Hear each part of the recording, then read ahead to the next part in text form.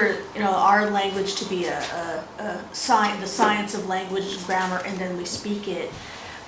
Do other languages like French and Italian and German, do they kind of like have brand new, are they a living language too? Like ours is always evolving? Mm-hmm. Are they evolving? Absolutely. Yeah, because I don't, Absolutely. Once you learn it, it seems like, that's it. See, but no, because what you have to get the perspective. Okay, so if you're a geologist, and I'm walking at the river bar going, wow, there are 52 different kinds of rocks right here. So I pick a black one, a speckled one, a brown one, and a green one, right? But as I become a geologist, I start tracing back the source of those rocks. Oh, this one's speckled because, and this is a sedimentary rock. Oh, and this was an igneous rock, and this is a metamorphic rock. And they have completely different processes, right? But my surface experience is, like if I'm learning French or Portuguese or whatever, or Vietnamese, I know the surface language of that day. Yeah. But what grammar does, it goes down and up and through and back to the sources of all of its particles. So if we were to study Chaucer English, compared to English today, or not even Aussie English, they speak something weird down there down under, right? You know what I mean? It's called Aussie or something, right?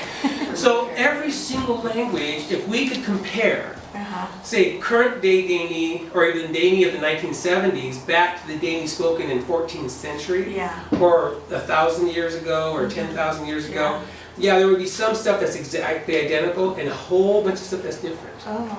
See, but we only have the benefit of the surface. Right. See, and so if you learn, one thing like "slot" is one, and I go "slot that," you're gonna go, "What the heck?" But what could happen though is that one of the ways language evolves is a child grows up amongst us, right? And if you're doing rapid speech like I am right now, we don't, and then say everything clearly, and the kid grows up saying, well, he said another, whether, and t'other. He said would, shoulda, coulda, do. Yeah. Right? And if that kid never read a book and never wrote a sentence or a word in his life, or her, they would think that was woulda, shoulda, coulda, woulda, mighta. Yeah. I'm gonna go sorry. What did I just say? What did I say? I'm gonna go to the store. I'm gonna go to the store.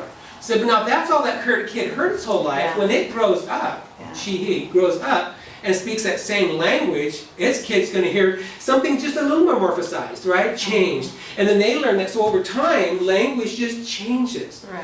As the environment changes, as technology has caused us to change, all those things need to be described. The purpose of language is communication. Language is worthless if two or more minds don't agree upon what something means. So if I said to you, "Tikwata, pelekwa," and I just said, "Good morning, it's so sunny," and you're going, "It did not." But if you agreed with me, see, bam, we spoke language, we communicated. So language is a mutually agreed upon set of circumstances, sounds, word segments, word particles that then allows the mind for those two humans to have intercourse, a verbal intercourse with each other, right? Okay? So language moves. It's just a living language. Now when a language stops and becomes fossilized, like Latin, now is Latin a living or dead language? Dead. And why do you tell me it's dead? Who voted dead? And why? Give me a why. Why is it dead? No one speaks it hardly. No one. Well, no one speaks Latin today. Well, no, that's not true. There's actually a long-haired community somewhere trying to revive Latin as a spoken language. Okay? Just wasn't a living language. It's no longer a living language. It was at one time. Oh yeah. At one time it really, really was. Okay. So if this is the pool called the Mediterranean Sea, right? And here are the mountains around it, and here's northern Africa, right? Well, there was a time in that part of the world where Latin was spoken every single day, By right? everyone. So then all of a sudden what happened to Latin was it diversified, right?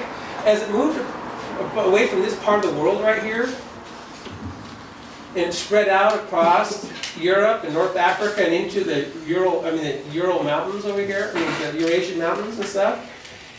As these communities drifted apart, and their kids heard something else, and their kids heard something else, and their kids heard something else, and heard something else, heard something else. Pretty soon you had distinct languages, right? So the old language is called Indo. Where's Indo? Indonesia.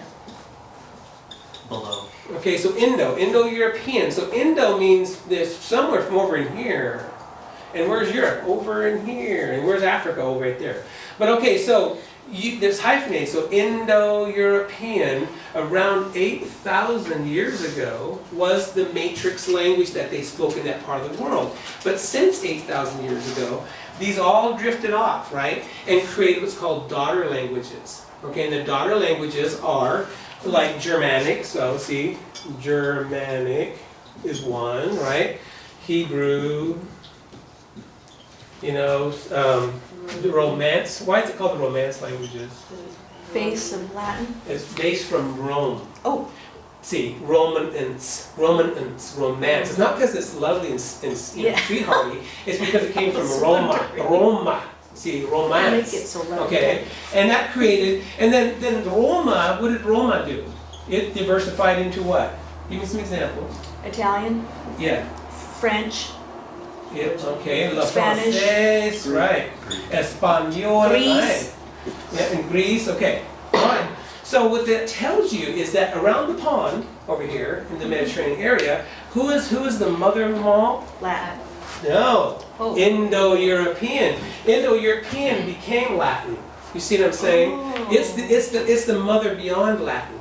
See, it's the next generation back. I did not know. So now some of the oldest archaeological and linguistical languages are in these little islands called the Minoans and the Mycenaeans. Have you heard of these people? And the Hittites, da da da da. See, they were probably the grandparents, biologically and linguistically, of all this as well. And as man moved across and became, you've heard the Fertile Crescent, right? And they invented or the discovery of wheat. And that's when we became a non-hunting gathering society and moved to agriculture, right? That's all this history is wrapped up in this. And this became, now from Indo-European, that came up to daughter languages and continues to daughter out right now. You can go back and take the country of Spain, right? And it branched off about, 800 years ago to become Portugal. And now, Portuguese and Spanish are distinct languages. Portuguese has nasalization in it, Spanish doesn't have as much, whatever. And as those nations have separated politically and now linguistically, see, yeah, you have another daughter language being born, see. One time they were all the same, then broke off and became another language. So this process of language evolution changed, see, the biology of language. That's the whole point. Is when we get fixated, and Indian people fall into this fixation, is that we can't change our language. We can't add anything to our language. We can't move our language. We can't invent new language. That's archaic thinking. Because we have lost track. Now, if you were Navajo, if you spoke fluent Navajo and you lived on the Navajo reservation, they have slang coming out their ears. Right? Because their kids are on the move. They're listening to rap music. They're listening to all this. They're watching TV and they're picking all this stuff up and they're just throwing their language. And they all know what they're talking about because their language is alive. It's thriving and it's moving. So if you told the young generation Navajo stop talking like that, you're going to go to grammarian class and learn real dee-ni language. And they can sit there and be bored, just like we were, right? Who wanted to know about a participle and an adverb and a relative clause and a subordinate clause? Who cares about that crap? I want to go to the playground and play, right? So this is what this is about, okay? And so again, every human language has emerged, has evolved, changed, and gone extinct, okay? There are probably, who knows, there could be 1 billion languages that humans created and then have gone extinct. It's possible. It's very possible. Okay, so I asked that question down here. Grammar is the study of language. Okay, this is how old is Dee-ni? So since I'm at this juncture, I'm going to ask you this question. What is the oldest language in the world? Love. Jamie! Yeah. Okay. Spin here says Genesis. Okay, all right. So you guys are all cheaters because you've all talked. I've talked to you before. No, I'm joking. But Good students. you're good students, and you're cheaters because you learn. Okay, so what is the oldest language in the world? Dee-ni. Dee-ni? Dee-ni. What else? What is the other oldest language in the world? Hebrew. Any other choices? Sumerian language. Sumerian, okay. Sign language. Possibly sign, yes, okay. Well, Pheromones. love pheromones, okay. So the real fact is that we scientists, we humans, have no idea what language that is being, of the 6,000 languages being spoken today on the planet. We don't know the English language. We have no clue.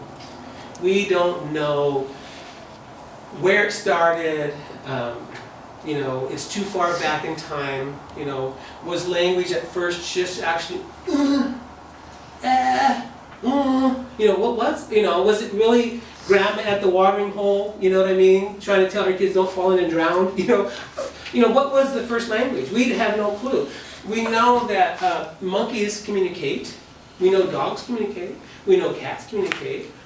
We know that they understand sounds. So there's the famous green monkey study, or one of the monkeys in Africa that when it squeaks a certain sound, it runs up the tree. All the monkeys take off because the snake's down there. They squeak another noise and they all run down the tree because the eagle's up there, right? See, so they have a vocabulary. So they have a vocabulary. Okay. Now, the difference though, for some reason, human beings, for some reason, because we're animals, right? We are them and they are us. I know we have to admit that. But we are animals. And so we know that animals have vocabulary. And they understand that vocabulary very well. But the thing that, there's a difference between a vocabulary and a language. Okay? Yeah, vocabulary is a part of language, but language entails one more step. And this is where it's only hush. Okay, this is only, which means human. It's only hush. It's only human. And it's that we use it to go into any time rather than the present. Okay, so when the monkey went, ah, and they all ran down the tree, they're in the present moment. When, oh, they all ran up the tree because they're in the present moment. The difference between vocabulary and language, though, is that night around the campfire when they're cooking the weed rat, I don't know if they're eating, they said, you know, man, today, that was really a close call. Those towels went right past my head and got me, my ear split. You know, yeah, let's he'll in a couple weeks, rub some of that flannel on, it'll be fine, you know, whatever. That's the difference between a vocabulary and a language. For some reason, we as humans have something supposedly hardwired into our physiological brain or something in our development, our evolution. Excuse me, did I offend anybody? Our evolution as beings on this planet. That we abstract and we leave the present. See, like right now, you have spent very little time in the present with me. I've taken you to the Mediterranean Sea, and the Hittites, and you know, and you didn't even realize that your parents were right? Just joking, but you see my point. Language is a tool that we humans use. And once you and I agree upon eat, and that means water and means tree, we're done. I mean, then our kids hear that and they put it, and they'll make a grammar automatically. They'll decide where the noun goes, they'll decide where the verb goes, they'll decide, you know, where the adjective goes. People, they've done people who've had aphasia, you know, like through a stroke or an accident, and they come back with real limited language. But that aphasiatic language will make its own grammar. It may not be the grammar of their mother language they've learned first, but it'll have a grammar, and it'll stay consistent once it's established. And so, the 6,000 languages that are spoken today on this planet. Okay, the human mind is amazing. And so that's the difference between vocabularies and language. Now, we have no idea. Does the elephant with its big brain, does the whale with its huge brain, you know, and they're squeaking and squawking in the water down there, they might be saying, I'm ready. I've been pregnant for 13 months or however long.